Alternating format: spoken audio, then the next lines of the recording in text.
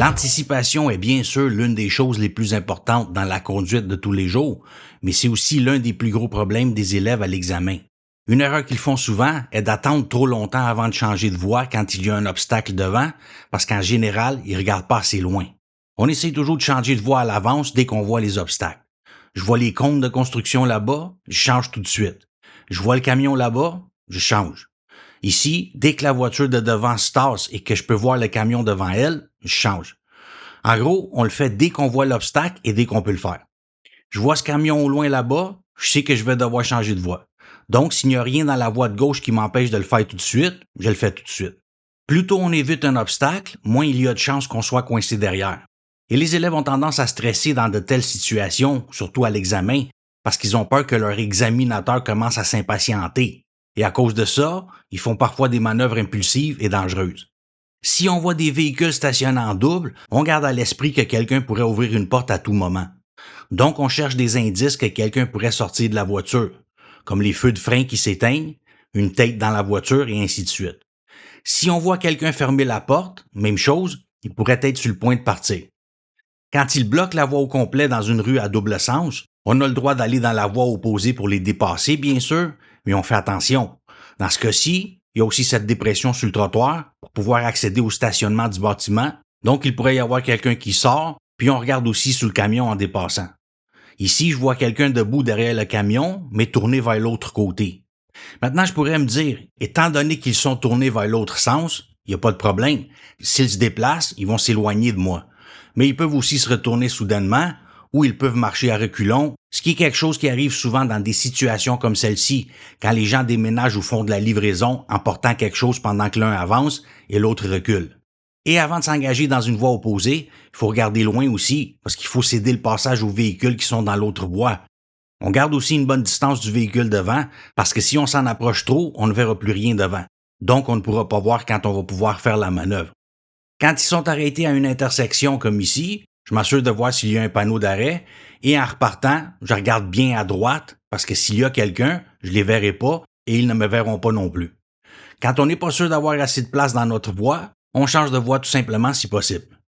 Maintenant ici, il y a plusieurs situations.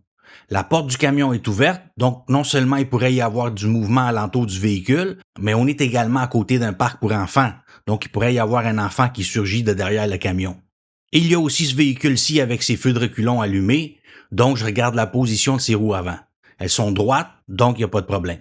Si elles étaient tournées vers la gauche, le conducteur pourrait reculer, ce qui pointerait le devant de son véhicule vers moi. Si on doit arrêter derrière un camion de collecte des ordures, on laisse toujours suffisamment d'espace derrière. Les ouvriers ont besoin de cet espace-là pour manœuvrer. Quand on les dépasse, on y va lentement et on est particulièrement attentif parce qu'il y a toujours beaucoup de mouvement autour de ces véhicules.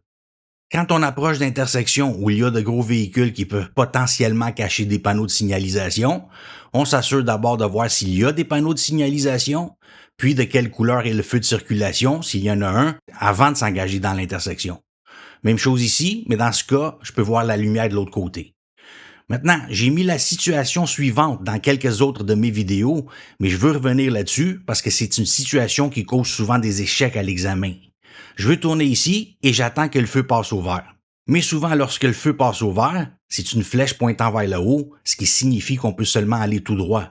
Maintenant, beaucoup d'élèves commettent l'erreur de commencer à tourner dès qu'ils voient la couleur verte du coin de l'œil, ce qui entraîne généralement un échec automatique. Mais dans ce cas-ci, c'est encore pire parce qu'il y a un autobus qui passe devant le feu quand le feu devient vert. Donc la probabilité de faire l'erreur est encore plus élevée. Donc en attendant que le feu passe au vert, on compte les globes. S'il y a plus que les 3 globes normaux, rouge, jaune et vert, dans beaucoup de cas, le premier feu après le feu rouge sera une flèche verte pour aller tout droit seulement. Et les élèves ont tendance à faire cette erreur encore plus souvent quand ils voient quelqu'un devant le faire, ce qui arrive très souvent. Beaucoup de gens ne respectent pas ces flèches. Et ça se produit aussi avec d'autres types de lumière lorsque la lumière passe d'une couleur à une autre ou qu'une autre lumière s'allume soudainement. Donc, on s'assure toujours de bien regarder la lumière avant de partir. Dans les zones résidentielles, il y a souvent beaucoup de panneaux d'arrêt. Et quelque chose d'autre qu'il y a beaucoup aussi, des arbres. Donc, à l'approche d'une intersection, s'il y a des arbres avec des branches longues, on tient compte qu'il pourrait y avoir un panneau d'arrêt caché. Ces panneaux-ci, soit avec des flèches blanches sur fond noir ou l'opposé, des flèches noires sur fond blanc, indiquent ce qu'on doit faire dans chaque voie. À l'examen, on nous demande généralement de tourner 2 ou 3 intersections à l'avance. Exemple, tourne à droite à la 3e lumière.